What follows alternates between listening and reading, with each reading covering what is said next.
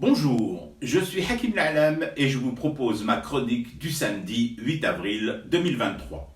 Elle s'intitule « La huitième vie de Tarawih le chat ». Oui, Tarawih.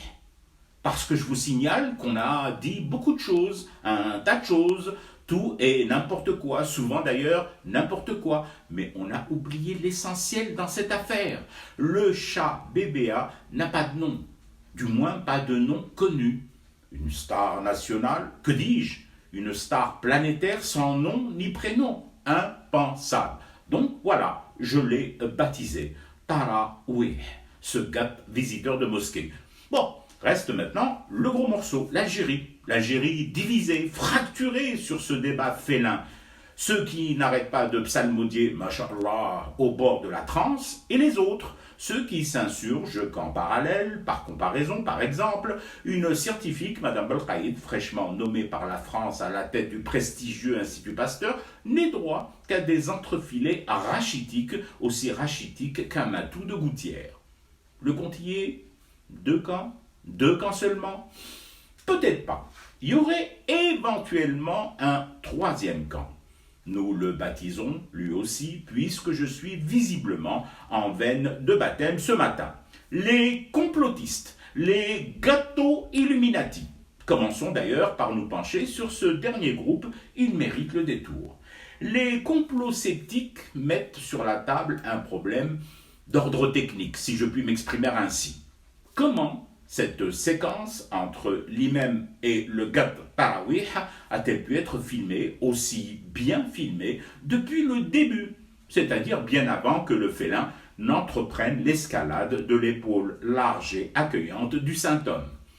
Le réalisateur de ce clip dispose-t-il de capacités extrasensorielles lui permettant de détecter par avance un moment culte, avant même que l'esprit, le cerveau du chat, ne lui dise « Mais vas-y, Tarawih, qu'est-ce que t'attends, grimpe-lui dessus !» Voilà, du complotisme pur jus. Pas de place aux rêves bisounours.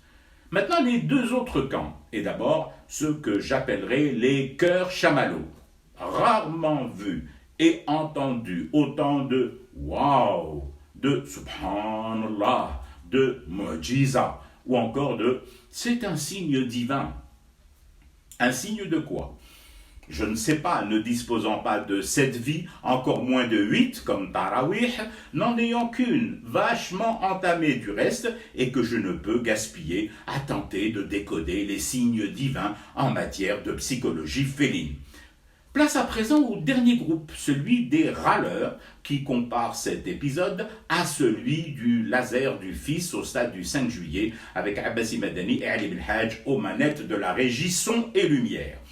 En clair, selon eux, on grossit un fait divers, très divers, on crée le buzz en peuplant nos rues de miaulements, alors que le quotidien est dur, si dur, presque aussi dur que la viande soudanaise. Qui dit vrai? Qui croire? Ce que j'en pense? Je ne me permettrai jamais de vous indiquer qui croire ou pas. Vous croyez ce que vous voulez. N'oubliez pas juste un truc, ou plutôt deux. La viande soudanaise se cuisine 3 heures plus tôt que les autres viandes. Et la viande de chat est strictement interdite à la consommation. Quant à ce que je pense de tout ça, franchement, rien.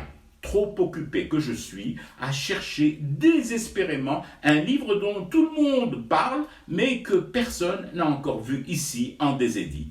Captive de Sarah Rivens. Tarawih, au pied, ici, cherche avec moi. Promis, Tara, si tu m'aides à mettre la main sur Captive, nous fumerons ensemble du thé pour rester éveillés à ce cauchemar qui continue.